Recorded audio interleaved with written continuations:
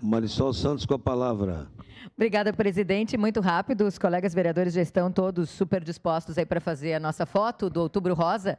E aí é bem rapidinho que eu quero falar sobre ela. Inclusive, quero agradecer em nome da presidente da PEN, da Procuradoria Especial da Mulher, da procuradora, afinal, a vereadora Tatiane, que ontem fez essa convocação para que os vereadores, assessores, servidores viessem de rosa. Tem bastante gente de rosa para lembrar desse mês de conscientização. Mas eu preciso aproveitar esse espaço para falar sobre, já falei em algum momento, sobre esse broche, tem aqui.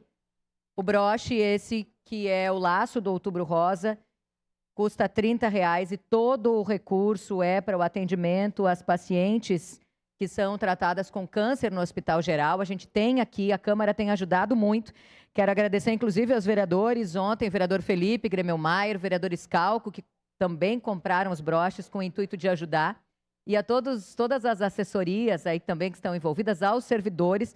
Lembrando que a gente ainda tem, ontem eu inclusive tive que buscar mais unidades, porque a gente já tinha vendido as que a gente trouxe aqui para a Câmara. Só uma partezinha, vereador. Mas que não eram muitas e pode ajudar. E quero falar de uma outra ação importante que o prazo está encerrando, que é da Escola do Legislativo,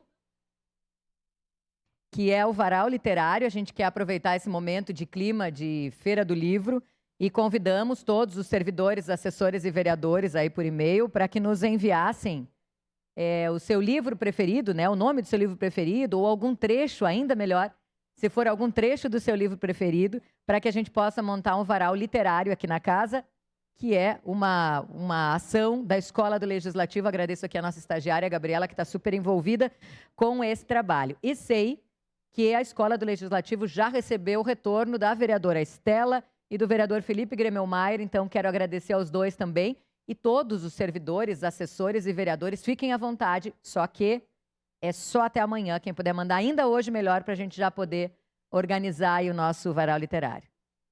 Certo? Obrigada, viu?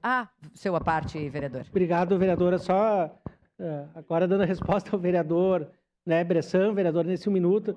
A questão do requerimento, vereador, é que eu nunca imaginei que um requerimento fosse rejeitado na CPI. Eu achei que seria só para forma mesmo, fazer o requerimento ser aprovado. Mas faz parte da democracia.